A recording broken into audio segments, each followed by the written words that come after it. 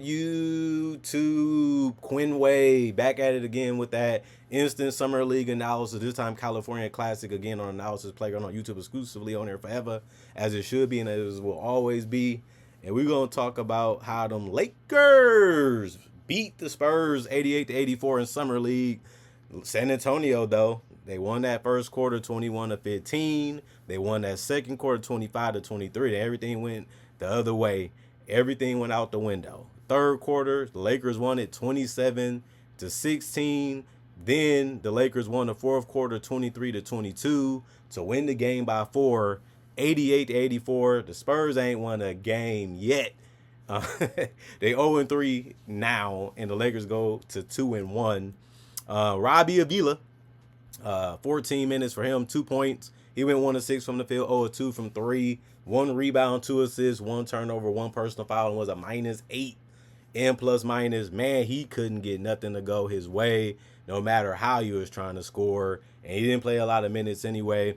AK, I think I'm just gonna keep calling him that. That's my nickname for him because his last name is, I don't get it yet. I'll get it in the future, hopefully. 15 minutes, 7 points. He went 2 of 6 from the field, 1 of 2 from 3, and 1 of 1 from the free throw line. He did, though, get 4 rebounds, but he came with 2 turnovers with 2 personal fouls. By the end of the game, it was a -7. Not much to say about him. He's still trying to figure out how to score near the basket and how to space the floor at the same time. He didn't shoot a lot of threes, but he did make one, and he still was scoring, trying to score near the paint. Cameron Carr didn't have the type of game that he had the last one. 13 minutes. He had 5 points. He also took only 7 shots, but he went 2 of 7 anyway. 0 of 2 from 3, 1 of 1 from the free throw line. Like I said, last game, he got some things to go his way, not so much in this one. Even when it came to shot selection, he just could knock him down, even if he created space. 1 rebound, 1 assist, 1 turnover, 1 steal, 1 block. Showed that he can do some other things. You got to be happy about that. He did, though, have 3 personal fouls. That's a lot in 13 minutes, but he was a -8 and plus minus on top of that. Not the greatest showing from him, obviously. William Hickey, 23 minutes, 5 points. He made a 3. That was his only field goal. He also made a free throw. Remember, free throws count as 2 if you make it. So that's how he got 5 points in Summer League. That's the rule. 2 rebounds, 5 assists. The 5 assists ended up being the most on the team. He also had 2 turnovers, 2 steals in the block, 2 personal fouls, and was a -4 and plus minus. Didn't have too much of a problem with his game. He didn't really try to do too much, didn't really get in the way, didn't really do anything bad besides the fouling. Other than that, it's going to happen. You're human. It's part of the game. But he did set up some guys real well and didn't give up on certain plays. That's how he got the steals in the block. Chris Manning really carried them, especially offensively. 27 minutes. That was the most in the starting lineup. He led the team in 24 points. That's really good in Summer League, and that was game high for the entire team for both teams. He went 7 of 10 on top of that from the field, whether it was getting baskets near the basket, going 6 of 8 from the free throw line because he refused to settle, or going 2 of 3 from the three-point line because it was wide open, and only missing 1 is really good. He also led the team in rebounding with 8, 2 assists, 3 turnovers, 2 steals, and 3 blocks.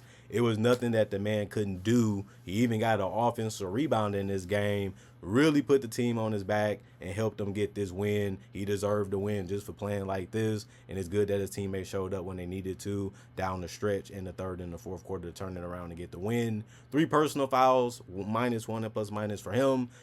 Chase Ross, 15 minutes, 4 points. He didn't have a good shooting game. He went 1 of 5 from the field, 0 of 2 from 3, 1 of 1 from the free throw line. Just didn't look too comfortable out there, and you can thank San Antonio defense from time to time for that. He also did lead the bench in rebounding with 6. He also had 2 assists tied with other players on the bench. I'll get to them later. 1 turnover, 2 steals, 1 offensive rebound, 2 personal fouls, and a +9 and plus minus. Jakari White, 11 minutes, 5 points, 2 of 3 from the field, 1 of 2 from 3. Didn't take a lot of shots, didn't really do anything wrong when he was out there. He just had a solid game. He also added 2 rebounds, 2 turnovers, no personal fouls, which is good, and was a +5 and plus minus. Luke ended up playing 15 minutes. He had 9 points. He made 3 of 5 of his threes. You live with that. I mean, he was out there for that reason. He was able to do his job. He also added 2 boards. He did get an offensive rebound out of that. He had no turnovers, but he also had a personal foul, which isn't that bad.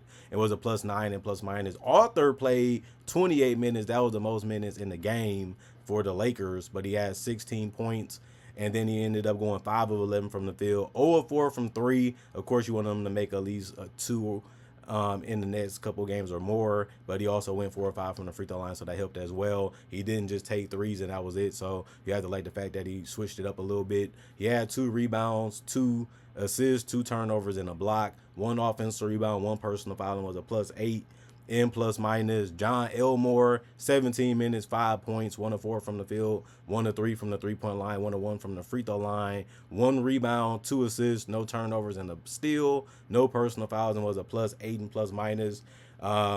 Missed a lot of shots. He didn't take a lot. It didn't hurt as bad, but you still want to see him make a little bit more, even though it'd probably be 1 or 2 because he didn't take a lot. Like I said, it depends on how you look at it. It depends on how you feel about his role on this team and his fit.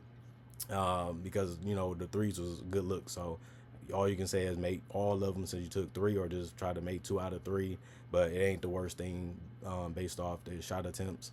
William Kyle III, 24 minutes, 6 points. He did go 2 of 3 from the field and 1 of 1 from the free throw line. He had 3 rebounds, 2 assists, 3 steals, which was game high for the Lakers, and also had 2 turnovers. So it gave you a little bit of defense and a little bit of rebound and 2 offensive boards out of the 3. That was good.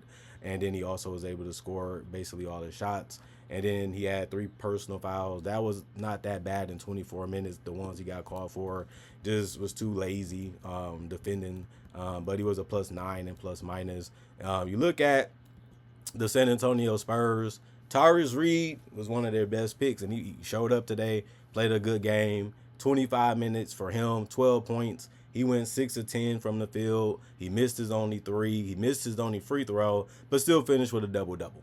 He didn't play a perfect game, but he played a strong game still. 1 assist, 2 turnovers, 1 block, 4 offensive rebounds out of the 12, meaning he was really battling in that painful position and just putting extra effort to try to get a rebound if he could, and it worked out for him. 3 personal fouls and a +2 and plus minus. Malik Brown, he still didn't do a lot still, but he played 22 minutes. He only had 2 points. He went 1 of 3 from the field. One of his misses was a 3. He had 4 rebounds, 1 assist, no turnovers, and a steal. 3 offensive rebounds, 3 personal fouls, and was a -8. In plus minus, Emmanuel Miller, 28 minutes, 14 points. He went 5 of 12 from the field, 3 of 6 from 3, 1 of 1 from the free throw line, 7 rebounds, 1 assist, 2 turnovers, 2 steals, a block, 2 offensive rebounds, no personal fouls, and was a -5. In plus minus, gave you a mixed game. He took a lot of shots that it looks like he was really good at taking, just didn't get the results that he wanted, but he did make his threes, whether they was open or he had to create it a little bit. But just, you got to be happy with the steals, the blocks, and the rebounds. Those are the things that you need, especially for this team. Like I said, they only went and played 3 games, but they lost of them. So you want to see some guys step up in other areas to try to help them win more games. And they did have to lead a lot of this game as well before they lost it. Jacoby Gillespie, 31 minutes, 19 points, 7 of 14 from the field, 5 of 9 from 3, 1 rebound. He ended up having 6 assists. The 6 assists ended up being the most on the team. 2 turnovers, 2 steals, 1 offensive rebound, 2 personal fouls, and a -11 in plus minus. He ended up having the most points on the team. He had to do a lot to get them, but he did it efficiently, even when it was a little tough sometimes. And he even was setting up his teammates when he could, but he was also looking to score when he could as well. And he did a good job of playing off the ball to give them some spacing and was able to knock down shots that way too. RJ Davis, 29 minutes, 18 points, 7 of 16 from the field, 2 of 7 from 3, 2 of 4 from the free throw line. Left some cookies on the table. Obviously, somebody going to swipe those up and eat them if you ain't. But he did give you 3 rebounds, 1 assist, and 2 turnovers, 3 personal fouls, and was a +10 and plus minus. It was a good game. Not great, not amazing. It was good. Have some other things he can polish up and have a better performance, and they're going to need it. Their bench didn't give as much as you would like. David played 3 minutes. He missed his only field goal. He did have 2 rebounds, no turnovers, 1 offensive rebound, no personal fouls, and was a +5 and plus minus. Igor, 13 minutes, 2 points. He went 1 of 3 from the field. He missed his only 3. He had 3 rebounds, 2 assists, and 2 turnovers, 1 offensive rebound, 1 personal foul, and finished as a -15 and plus minus. RJ Melendez, 10 minutes. He went 1 of 2 from the free throw line, since free throw lines counts as 2 points if you make 1. That was how he got 2 points. Other than that, he missed the 3s that he took. Wasn't the worst looks, so can't be too mad at him. He just couldn't make them in this game. 2 assists, 1 turnover, 3 blocks. The 3 blocks ended up being the most on the team. You wouldn't expect him to do it, but he got it done. 2 personal fouls, 0 and plus minus for him. Lee played 20 minutes. That ended up being the most off the bench. He had 7 points. He went 1 of 8 from the field, 0 of 6 from 3, 2 of 2 from the free throw line. Missed basically everything in this game, but he still played with effort and energy and fight. Grabbed 7 boards, 3 of them was offensive. Found teammates by passing up shots. He wasn't making them anyway, so it makes sense to find somebody that can possibly get a shot off that was more cleaner than yours. 4 assists, 1 turnover, 1 steal. 2 personal fouls in the plus 8 and plus minus. Miles Barnstable, 6 minutes. He made his only 3, which was good, obviously. Then he had 1 turnover, 1 steal. 2 personal fouls in the minus 8 and plus minus.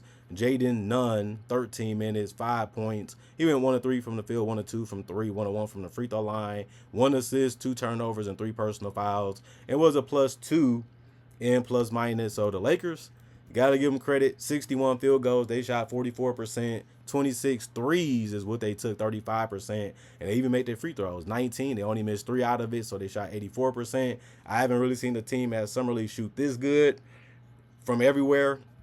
But the Spurs, they shot 74 field goals, which was 13 more than the Lakers. So they had a lot of chances and a lot of opportunities to still win this game. They just came up short.